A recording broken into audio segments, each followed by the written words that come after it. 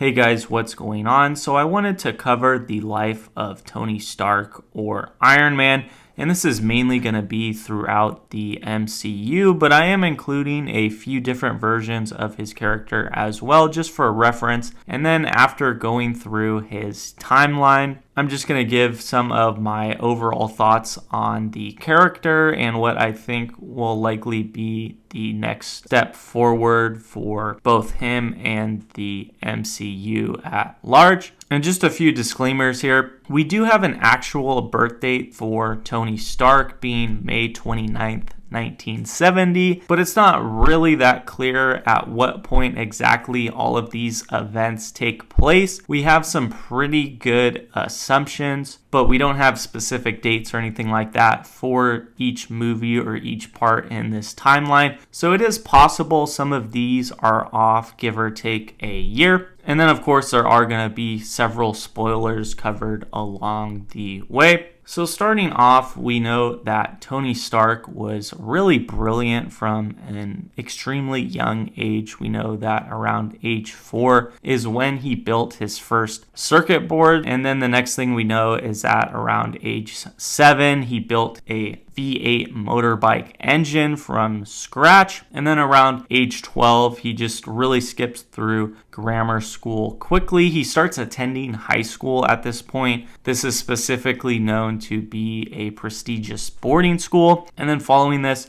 just 2 years after this, he graduates high school at age 14 and then starts attending MIT. And at MIT, we see him winning the Robot Design Award. This definitely isn't the first for his life, but this creation would be that robotic arm we see in the first movie. It's kind of that silly robotic arm that he sometimes uses or sometimes gets mad at. And then at age 17, we see him already finishing at MIT. He graduates at the top of his class, gets his bachelor's in engineering, and that's really the end of his college career in the MCU. In other versions, such as in the comics, you have him staying in college a lot longer, getting several master's degrees, getting several doctorate degrees on top of that. But we didn't quite go through all of that in the Marvel Cinematic Universe, but just for reference, just to show exactly how smart and qualified he is, especially in those original comics. And then going back to the MCU, we know that at age 21, this is where we get one of the flashbacks in the Civil War movie. But this is really kind of like a memory scene as part of his presentation to the audience.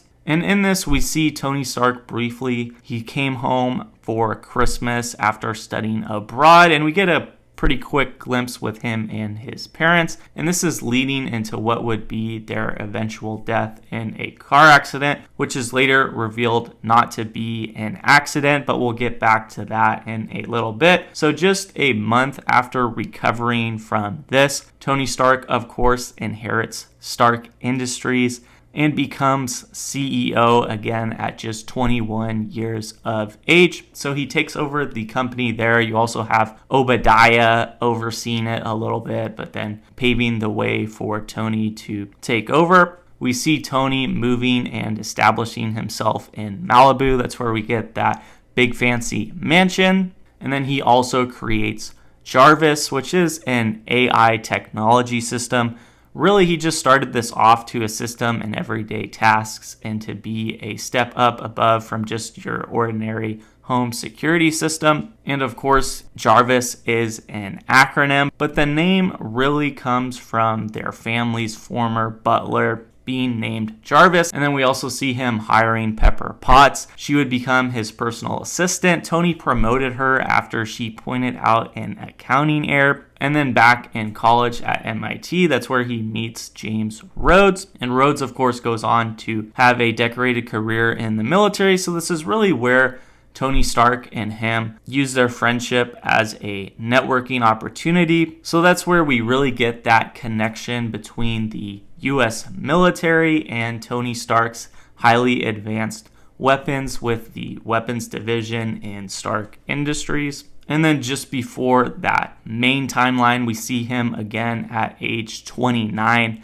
This is in another flashback scene in Iron Man 3. And this is where he goes to a science conference in Switzerland. And he gives a speech here, but really it's focused on the aftermath. We have a neat little cameo here from Yinsen. This is the guy later that helps him out in the cave. But the main focus here, we see an earlier version of Killian that really went to Tony for friendship, but he kind of just ignores him and doesn't end up meeting him on the roof like he said.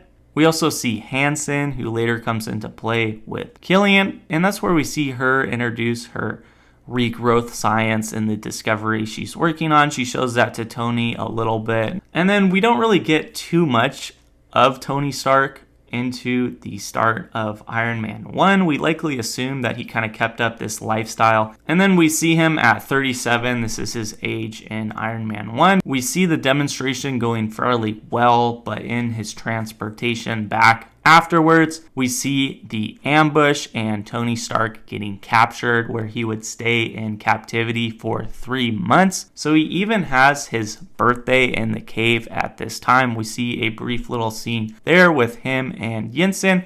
And Yinsen is, of course, the doctor to save his life after the explosion. And he uses a car battery and some other little device that he makes to keep Tony alive and to specifically avoid the shrapnel from reaching his heart and killing him. And then we see from this, Tony is able to perfect it by creating a much smaller version of the arc reactor, which would power his house and which was originally a Howard Stark invention. So we of course see his birthday in the cave. He would turn 38 years old, and this is really where we see the group that takes him into captivity really want him to build his weapons for them, so they provide him with all of the tools, and they just assume that he's working for them in that cave when he's really secretly using all of these supplies to build the first Iron Man suit, which is really his only hope of escaping. So going into being 38 years old, we see Tony building the Iron Man suit. He is able to manage escaping, but Yinsen isn't able to make it. So we see him returning home after this period and then deciding to shut down the weapons division of Stark Industries. And then we see him just kind of locking himself in his office or his garage and really focusing on building a second batch of that suit, making it a lot more tech savvy and a lot lighter. And then going into Iron Man 2, Tony is 39 years old. And then we get our new antagonist with Whiplash, who builds his own arc reactor. And then we also get another birthday for Tony in this, still going through kind of that reckless phase and almost relapses a little bit. And then we get the Hammer figure who hires Whiplash, who's really out to get Tony. But both of them are defeated in the end. And this would lead into the first Avengers movie.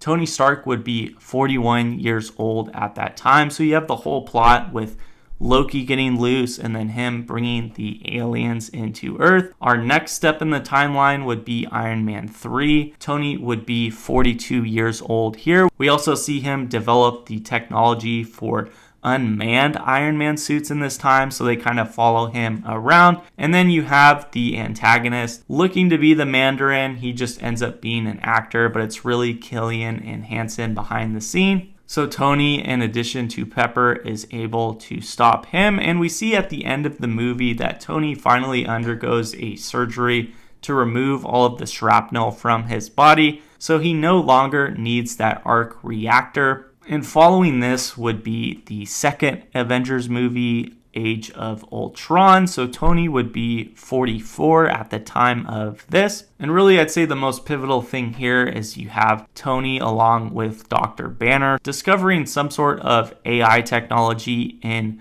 Loki's staff, and that's really what leads them to inventing Ultron itself, which is a defense mechanism. Then you have Ultron gaining consciousness and turning rogue. So he becomes the villain that sets the whole plot forward. The Avengers eventually stop him. And then our next pivotal point would be at age 45. This would be the Civil War. So we see his big fight with Captain America there. And you also have So more insight being revealed and the assassination on his parents. Also in the first Tom Holland Spider-Man movie, Homecoming, we see more of Tony Stark's mentorship for Tom Holland as Spider-Man. We see him also recruiting him for the Avengers along with upgrading his Spider-Man suit. And then I'd say really where the climax of the MCU is the third Avengers movie in Infinity War. So Tony would be 48 years old at this time. And of course,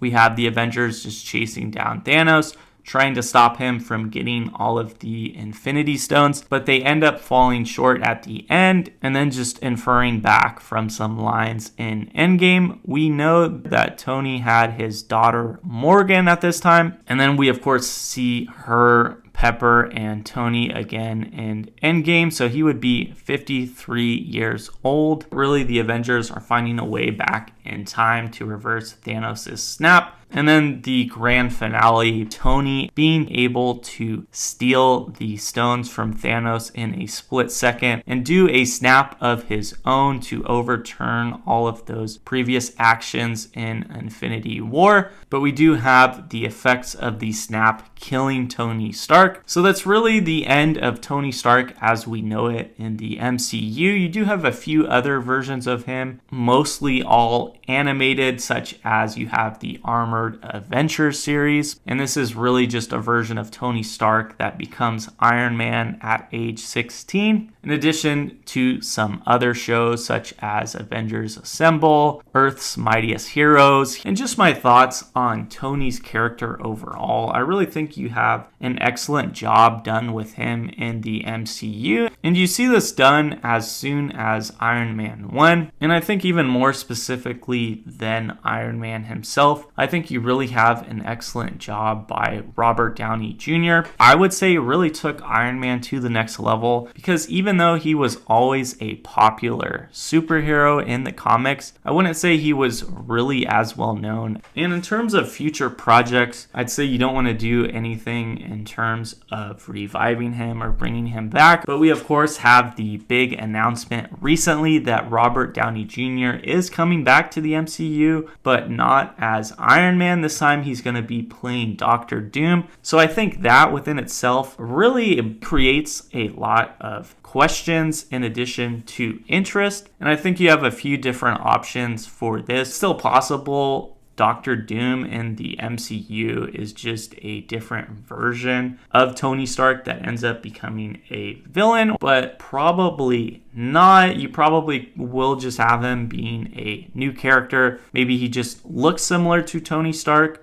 Maybe he is Victor Van Doom, but also becomes Iron Man, or you could have some sort of body swapping or something along those lines. But I still think there's other things you can do to keep the identity of Iron Man alive, or just the suits, for instance. You have, of course, his daughter, who really hasn't been developed yet, so I doubt she would be the immediate heir. In addition to just going back to those unmanned suits in Iron Man 3, I think you could also just have that technology come back and the Avengers utilize that just to have some different Iron Man suits, even though they're unmanned, or maybe they're just really controlled through artificial intelligence or Jarvis. Even if they really weren't as effective as Iron Man with Tony Stark, just to have them helping out as an extra layer to the Avengers, I think that would be a nice touch. So I think that will be interesting to see how that plays out in the future. So feel free to let me know your thoughts on the future of the MCU or Tony Stark / Iron Man's character overall. Really appreciate you guys watching, and I'll see you later.